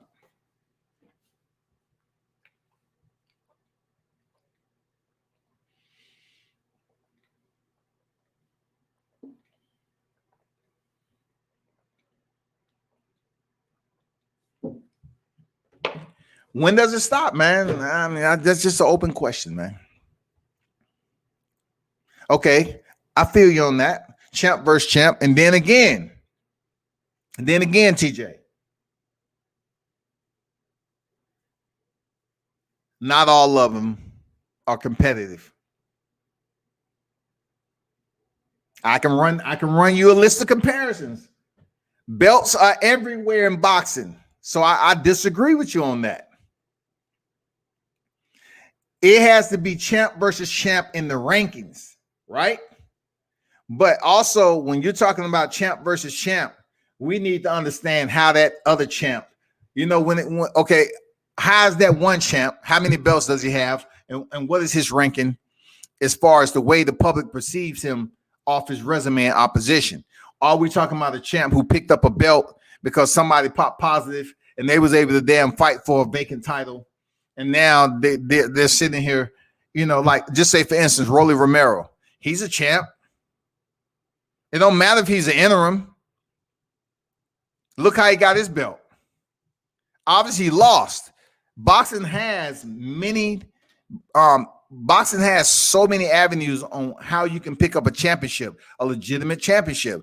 I must mention Devin Haney. He receives 2 belts via email. So he's a champ, but he didn't defeat nobody for the belt. He did, man. He did not. That's why Floyd went off in a rant about boxing need to clean up the sport. There's too many belts out here. You got people claiming to be this, that, and the other. I'm like, seriously? And then Mike Tyson turned back around and said, no, keep the titles the way they are. A lot of titles in the sport is good because it allows a fighter to be champion and make more money. I get where both are coming from. I get both sides. It's too many motherfucking titles out here, though. But who am I to sit up here and say, you know what, extract the titles and limit it to like the UFC and have one primary champion in each division? The UFC, the manpower or the fighters in the UFC is quite different than boxing. Obviously, there are lesser divisions. You know what I'm saying? And, it's basically regulated different. You have a single president. As in boxing, you have all these sanctioning bodies everywhere with all these titles. Every time you turn around, the WBC is bringing another belt off the damn conveyor system. Look what we produced this morning. This is called the Feliz Navidad Christmas Special Limited Edition WBC belt. Look at it. It's so beautiful. God damn, it's so beautiful. You had the frontline belt. The frontline belt was given to Roy Jones and Mike Tyson. Wherever they want to come up with, these belts are just out there. But anyway, back to the topic. Tony Boswell said, I think Errol knows he is not ready for Bud. In my opinion, Spence didn't exchange with Danny till he started throwing punches. He was hesitant. Just my thoughts. That's a solid point, man. Hey, I would be lying if I didn't say Spence got it done there, Tony. Spence got the job done. Point blank. He was able to get the job done. But was it something that were the results something different than what we imagined? No. It was a lot of people hoping But we imagine the fight playing out like that because of what Danny Garcia has proven to us time and time again in big fights. Just like that. He proved to us the same thing with Errol Spence. So Errol Spence did what he had to do to get the win. What is next, man? Is it going to be Manny Pacquiao or is it going to be motherfucking Terrence Crawford? So my biggest question is, does Errol Spence have the cojones to fight Terrence Crawford before Manny Pacquiao? Because I'm going to tell you, the fight would be even bigger. I know it'd be a big fight. I know it'd be good numbers with Manny Pacquiao. But just imagine him walking in there for the undisputed titles with the legend himself, Manny Pacquiao. Manny Pacquiao will come up on a year next July. He would have not fought since the Keith Thurman fight for a whole entire year. So he has to do something. And I don't see him fighting anybody else except the champion because 42 years old, he's goddamn waiting for his AARP paperwork to come back in the mail. Me and him would be, up here at the senior citizens motherfucking discount real soon. You know what I'm saying? I said, hey, Pac, what's good, dog? I'm just here, senior citizen discount. I know, man, I'm here too. It's good to see you. It's all good, man. Hey, first of all, salute. And I appreciate you being one of the legends of boxing, man. I watched plenty of your fights, man. You did the damn thing. What you about to go ahead?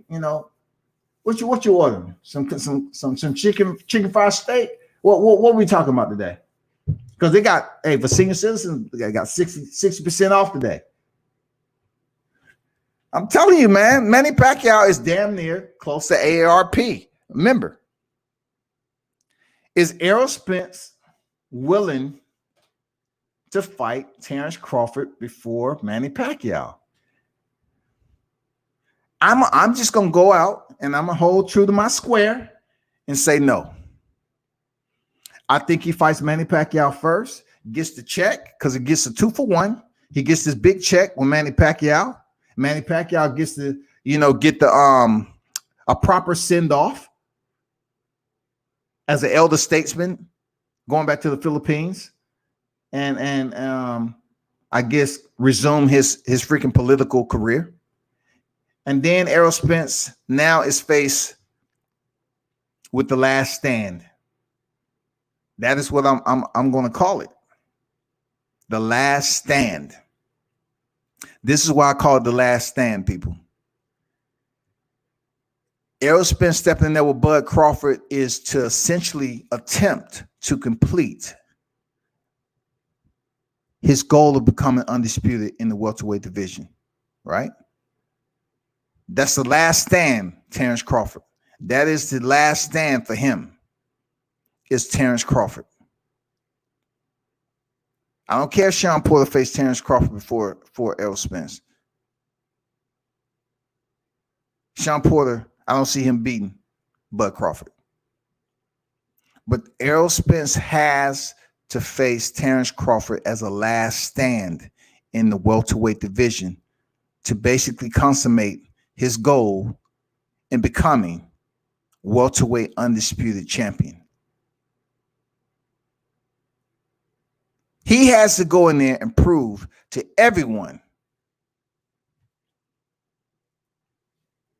that he is indeed the boogeyman. Because I got Errol Spence right now. His hashtag, first and foremost, is man up. It's not man down anymore. Just like Keith Thurman used to be one time, then sometime, and then no time.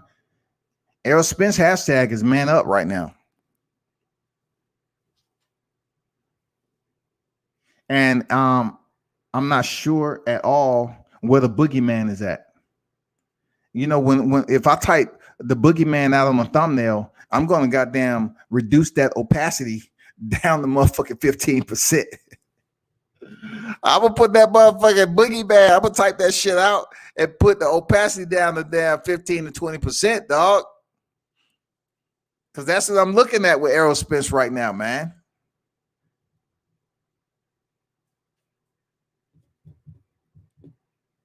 Can he get it done? The last stand for Errol Spence. Is he that soldier?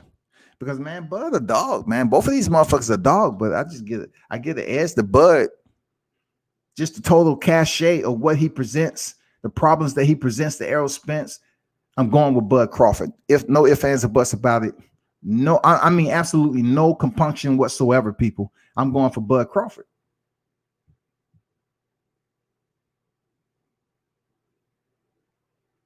Errol Spence will face the most adversity that he's ever faced in his boxing career. I'm talking about he will face more adversity in there with Terrence Crawford than he faced with Kell Brook. I'm standing on my square with that. It stopped when the people stopped paying to see them.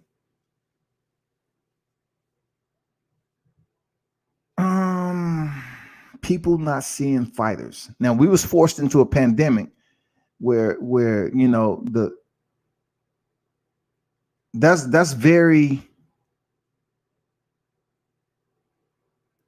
a very complex statement you make, because when it comes to boxing, fans will always come out and watch a boxing match. Because I always tell people, if you haven't watched a boxing match, go check it out, because it gives you a different perspective, right? Especially if it's a fighter that's one of your favorites, okay, and you've never seen them fight. Go check them out in person. Check out the ring walk. Check and see how they move around in the ring. I'm telling you, people, it's different than watching them on TV. Look, it's some people that report on boxing who's never really been to an amateur fight. They've never sat in an amateur fight before in their lives. It's not too many of them that sat in a regional card, a grimy. I'm talking about a regional card that's not even big, and see what the actual format is to a regional card. They really haven't even conversed with the fighters on the regional level. All they know is the report on the higher level. So to me, to be honest with you, to me, that really leaves you deficient in certain areas of boxing. If you're just going to say, I'm just going to report on the bigger names up here in professionals. No, professional starts on the regional level. It don't start at Top Rank, Showtime, Golden Boy, and all these high-end promotions. They start at the regional level. What did I tell you before? A fighter can become a professional off the couch, PS5, fresh, callous, on the fingertips. Hey, man, we need a fight, man. This fight card had 12 fights, man. You look, they're going to pay you 15, you know. I'll take 20%. You know, it's more money than you had, right? All you have to do, you know, you have to pass these medicals. The people saying to themselves, like, I'm gonna turn you on the game again. A lot of people, not necessarily you that's in the chat, okay? Not directly. I'm just talking to the general public. Understand one thing. If you're getting a fighter off the couch, people, do you think they're going through a strenuous drug test? So this fighter is basically going in here, passing medicals, getting the eye exam so he can see what the fuck is in front of him or her. They're not pissing them. You know what? Your opponent has been disqualified due to excessive amounts of THC. That's not the case. So you're going to continue to get fighters. Boom, boom, boom, snap, snap, snap. Building up their records from the regional level. I would suggest some of these people that report to see how the shit actually happens on the regional level. So you can better understand how grimy and dirty the sport of boxing really is. So when you see people, when you hear people calling people bums, when you hear fighters calling one another bums, that's because at one point in time, they probably faced them. Yeah, they probably faced a dude that is considered a bum. They probably have faced a fighter who's off the couch, whether it be Mexico, whether it be overseas, whether whether it be right here in the good old US of A, you probably faced a fighter that is considered a BUM. So when you get up here talking about fighters haven't fought nobody, all you have to do is just take a look. At one point in time in that fighter's career, they haven't fought anybody.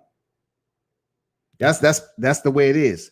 At one point in time in their career, they haven't fought anybody. They fought a body, but that body wasn't considered anyone that was important in the sport of boxing. There wasn't a top tier name at the time. So they're considered a soft touch, or according to how many losses they have, a BUM. I'm just letting you know.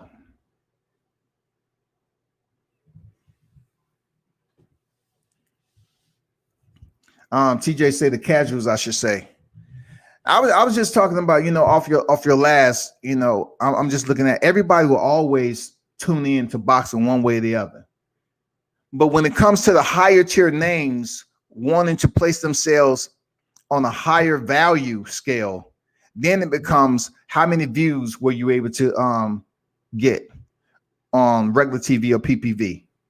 You know what I'm saying? How many PPV buys? How many people actually tuned in to come see you? On the regional level, on the higher level, there is a growth process. The growth process is to make it to the PPV scale, to make the big money. Now, what Errol Spence is doing is basically saying, you know what, I want to stay in the comfort zone of my city, but it's going to come a point in time that boxing fans as a whole is going to have to see how he does outside of that scale. It's good to be in your own backyard and make that money, but where would the fight between him and Manny Pacquiao be? Where would the fight between Errol Spence and Terrence Crawford be? Where would it be? And the good thing about Errol Spence, he's taking advantage of the process because he has Jerry Jones backing him. He has Dallas. He has Texas behind him. Even though he wasn't originally born in Texas, he has the Texas fan base behind him. And also this, right? New NYC is still closed down. They're not really throwing cards like that. MSG, Barclays, Prudential Center, Elvin, Jersey. Vegas is they're going to be in the bubble for quite some time. So we had a partial crowd over there in San Antonio and Dallas because they're allowing fans. And this is the way that Spence can make a huge amount of money if he's able to fight Manny Pacquiao in the Dallas Cowboys Stadium. If he's able, with a larger capacity, okay, a larger live gate. And then I have no idea, because I know damn well Errol Spence and Terrence Crawford is not going to be in Omaha, Nebraska. I can tell you that shit. Errol Spence and Terrence Crawford won't be at Omaha, Nebraska. No way, no how, dog. It's not going to be that way. Hey, I agree, man. Texas is a good place, man. I'm not knocking Texas at all. Texas is a good place. But as far as to getting a different type of fan base, for boxing, yeah, you do have your premier sites, okay? But right now, Texas is growing and taking advantage of the pandemic, bringing money to the city. You know what I'm saying? They're bringing money over there. A lot of people would love to be able to do what Errol Spence is doing right now. Seriously, a lot of people would be extremely, they would be so excited if they can bring this boxing energy to their hometown, man. Motherfuckers would be incredibly satisfied, man. Hold on for a second.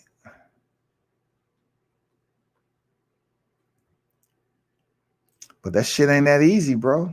That shit is not that easy. It is not that easy, man. This too shall pass. This too It shall pass. I agree. You do need to expand your brand beyond your comfort zone, man. Check mark on that, man. But man, boxing is so, man, it's so sporadic right now. Everybody's trying to get in where they fit in. They're trying to have a freaking boxing site where it's gonna draw in enough people. And right now, Texas is a hotbed right now. Texas is a hotbed. And you know, once Spence his fight with Carlos Ocampo, man, he's expanded the crowd base, the fan base since then. You know what I'm saying? He's grown. He's did what he had to do. It's on me, baby. It's on me, baby. I don't sleep. Yeah, Yellow Beezy walking out. I mean, that song is old, but goddamn it, the crowd that was in there at that time has grown so much for Spence. It has. It's grown so much for Spence, man. So I give him props. I give him his credit. I give him his just due. And trying to say now all of a sudden he's selling tickets and Terrence don't sell tickets and this. Yeah, you far exceed Terrence Crawford in that perspective. But when it just say you face Manny Pacquiao, Errol. All right. What are you gonna do? Get back on the mic and say, I don't know, what we're gonna do now because he showed up at my last fight. I didn't really know why he was there. It's puzzling to me. Somebody tell me what I should do now. Should I fight him or go up there and fight Canelo Alvarez? You know what I'm saying? I mean, he was just sounding so stupid after that in that post-fight press conference after defeating Danny Garcia. He just sound loopy to me. He sound like a kid, man. Like, I know he's a dog. I know that motherfucker for real. I know Errol Spence legit, dog. But bringing up Bob Arum, it irked the shit out of me. I don't want to say what Bob Arum, but the proof is in the pudding. What? I don't know why he here. I wouldn't go to none of his fights. I'm like, what in the fuck is going? Why is this dude whining? Why is Errol Spence whining like that? Bruh, your last stand, if you choose to take Manny Pacquiao first, your last stand is Terrence Crawford. Period. Your last stand to ever become undisputed is Terrence Crawford. You better hope the master plan works out. You better hope it's in the right area. You better hope everything lines up, the stars lined up for you.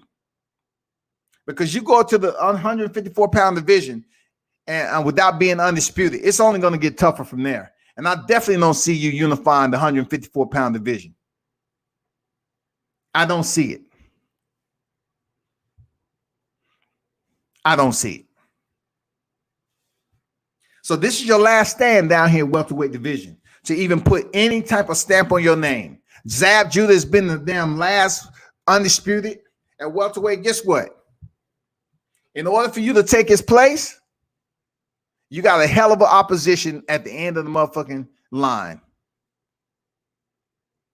in Terrence Crawford. You up here telling people to get a belt? That's the song y'all want to sing? Get a belt, get a belt. Okay.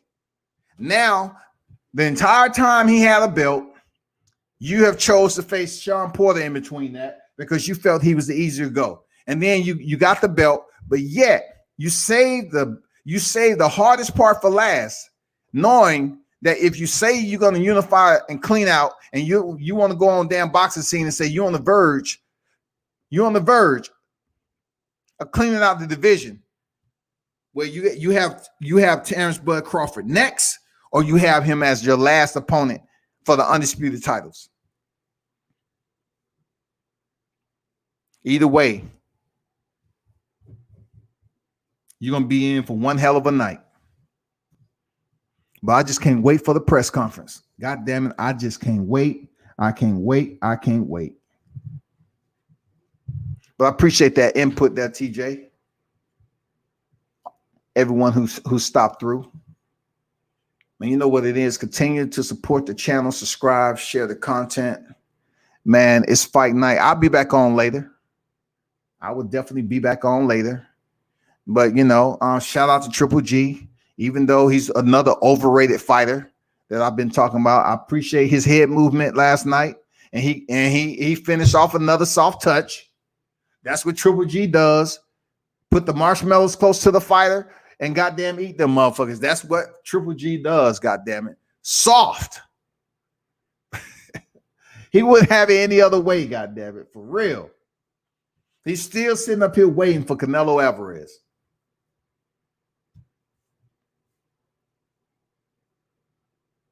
Turn up and tune in to World Combat Sports.